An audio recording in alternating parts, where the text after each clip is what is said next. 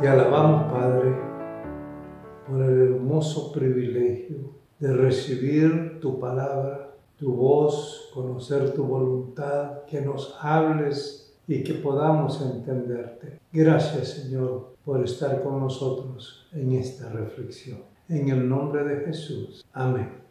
Qué bien puesto el nombre del primer libro de la Biblia, Génesis. Génesis significa origen. Ahí están los principios, no solo cronológicos de la historia bíblica, sino también de todo el mal y el bien, como los conocemos en nuestra experiencia humana, y de los conceptos y raíces que nos permiten conocer sin extraviarnos toda la Sagrada Escritura, y de modo especial las profecías.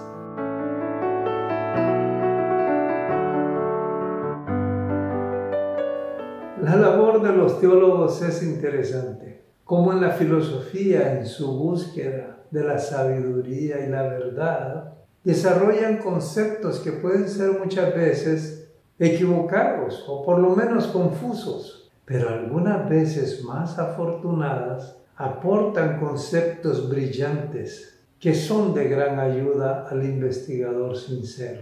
La lección de escuela sabática de este trimestre, y particularmente la del día de hoy, presenta un concepto que por lo menos para mí es nuevo y lo recibo como una herramienta valiosa para mi estudio personal de la Biblia. El concepto de la primera mención consiste en resaltar la primera vez que se menciona un concepto o símbolo y darle seguimiento en los usos que se le da en el resto de la Biblia, resaltando cómo el concepto se convierte en un patrón que se repite vez tras vez hasta su resolución final. Este patrón le da coherencia al mensaje y consistencia a la verdad. Para muchos en la gran Babilonia religiosa, la verdad es algo relativo, algo que puede cambiar con el tiempo o las circunstancias. Se habla incluso de verdades particulares, mi verdad, tu verdad, la verdad de cada quien. Eso no puede sino conducir a la confusión y la imprecisión de lo que Dios espera de sus hijos. Es una estrategia del adversario. Debemos perfeccionar nuestro conocimiento de la Biblia. Su verdad se defiende sola. Isaías 40:8. La hierba se seca y se marchita la flor, mas la palabra del Dios nuestro permanece para siempre. Malaquías 3:6. Yo, Jehová, no cambio.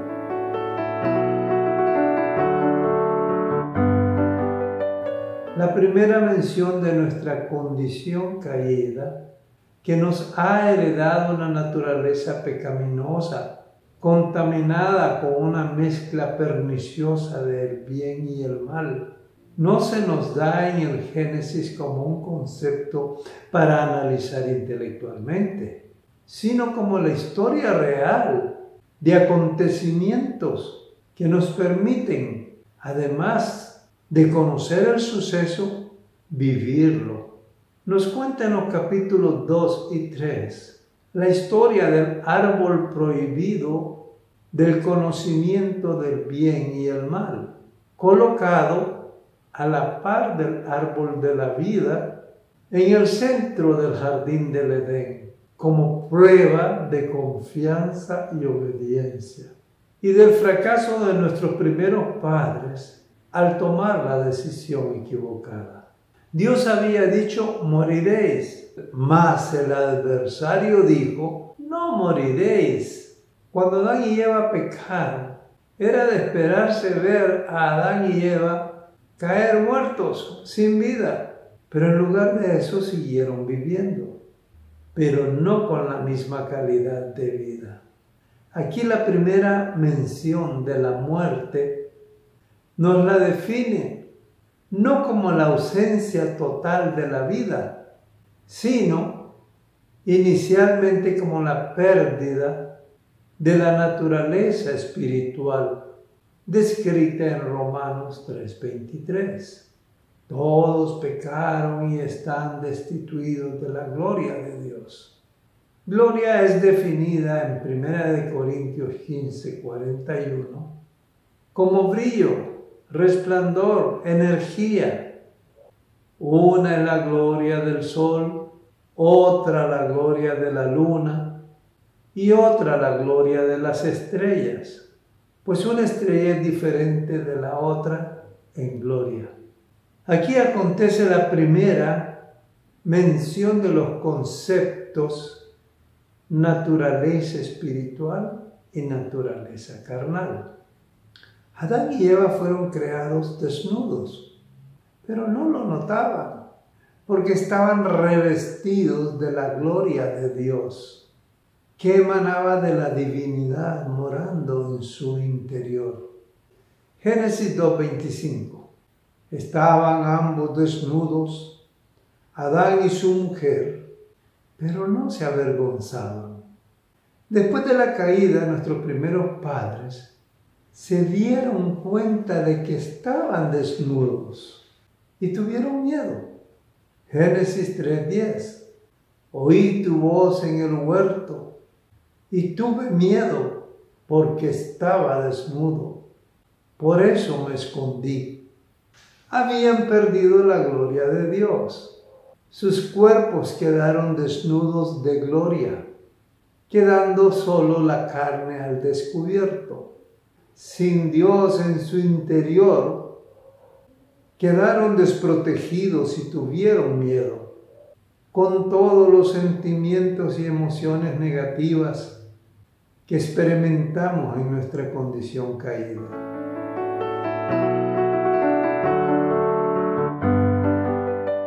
En este contexto se da la primera mención del amor de Dios, no de modo conceptual, sino existencial. Génesis 3:21. Y Jehová Dios hizo para el hombre y su mujer túnicas de pieles y los vistió. Adán y Eva no comprendían el alcance de su error y sus consecuencias. Tenían que aprenderlo poco a poco. Por el momento, el problema inmediato era su desnudez y esos sentimientos terribles de miedo, vergüenza, desconfianza y mucho más. Dios mostró su amor en atender ese primer problema. En primer lugar, les mostró que aunque habían sido condenados a muerte, esta no alcanzaría su descomposición total, sino hasta después del tiempo suficiente para que ellos pudieran comprenderlo todo y recuperar su dimensión espiritual perdida para ser salvos por la fe. Debían aprender que el amor de Dios es superior al pecado y la muerte, que Dios no se apartaría de ellos, que los acompañaría y se haría cargo de resolver el problema. Al cubrir su desnudez, lo hizo con pieles de un cordero que tuvo que morir para cubrir el pecado de ellos.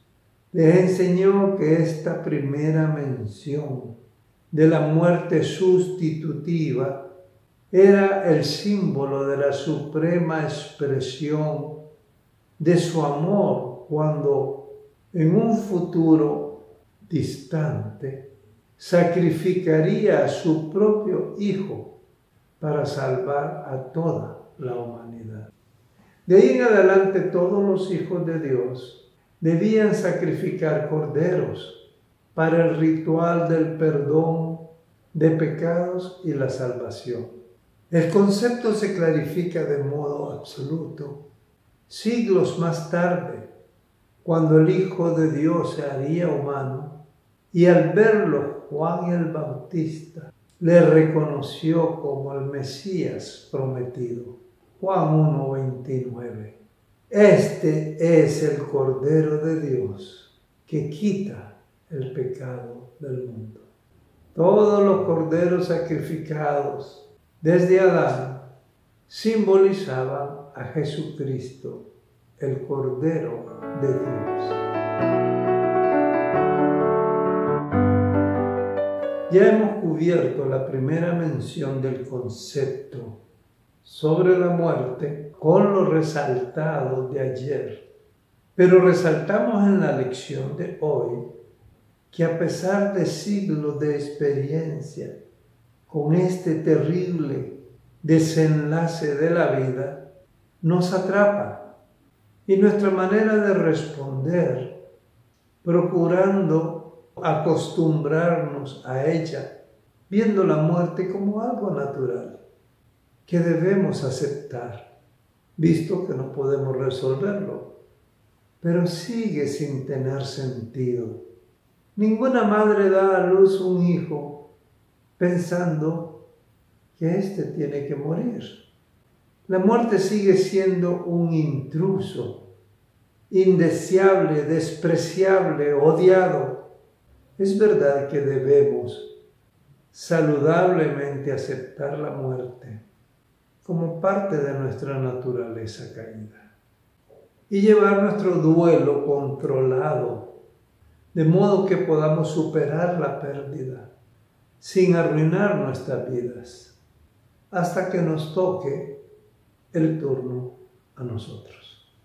Pero la muerte y la vida solo tendrán sentido cuando comprendamos el concepto de la vida eterna, que emana de la única fuente de vida que es Dios, y procuremos conectar con la fuente en Cristo y permanecer en Él. Juan 11:25. Dijo Jesús: yo soy la resurrección y la vida. El que cree en mí, aunque esté muerto, vivirá. Capítulo 17, verso 3.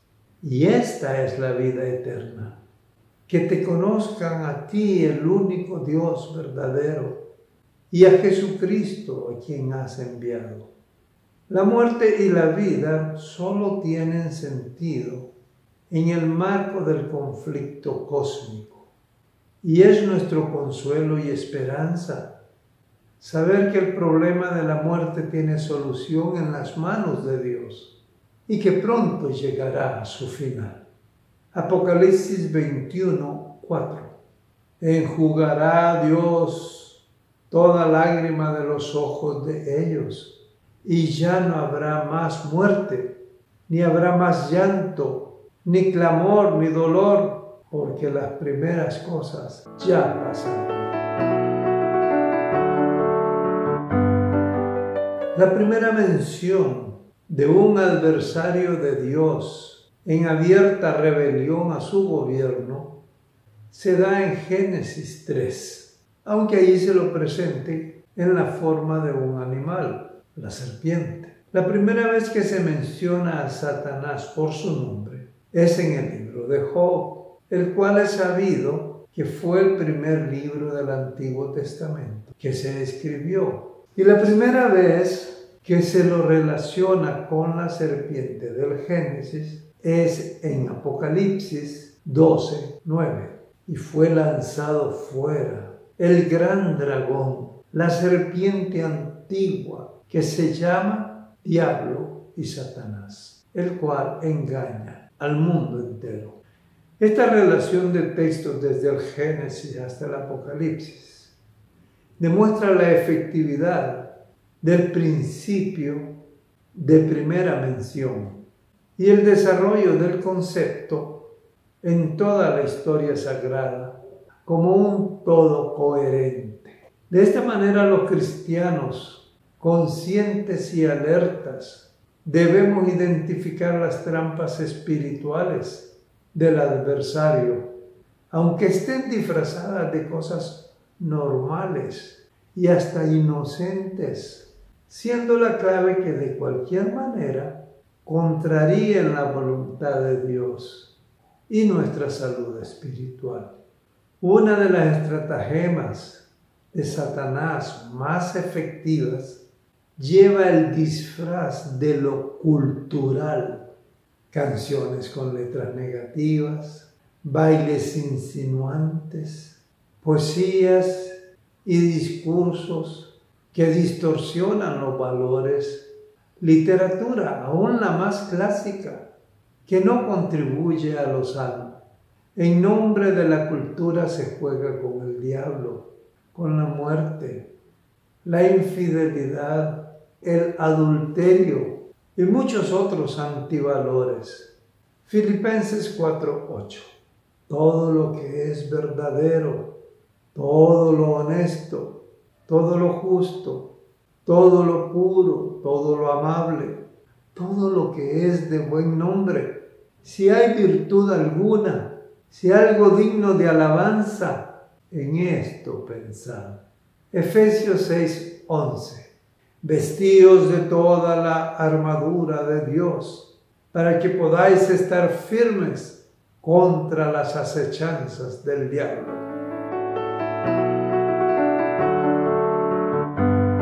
La Iglesia Adventista del Séptimo Día ha sido privilegiada con el conocimiento de las verdades eternas y tenemos en mucho la mejor teología de entre todas las denominaciones cristianas. Sin embargo, la Iglesia mundial tiene la sana costumbre de revisar en el Congreso de la Asociación General cada 4 años las doctrinas y creencias que hemos sostenido, pidiendo al Padre de las Luces que corrija si es necesario nuestro conocimiento de la palabra. Aunque no siempre se ha cumplido ese propósito, todos debemos estar abiertos a la corrección y dispuestos a perfeccionar nuestro conocimiento en la verdad presente de cada tiempo.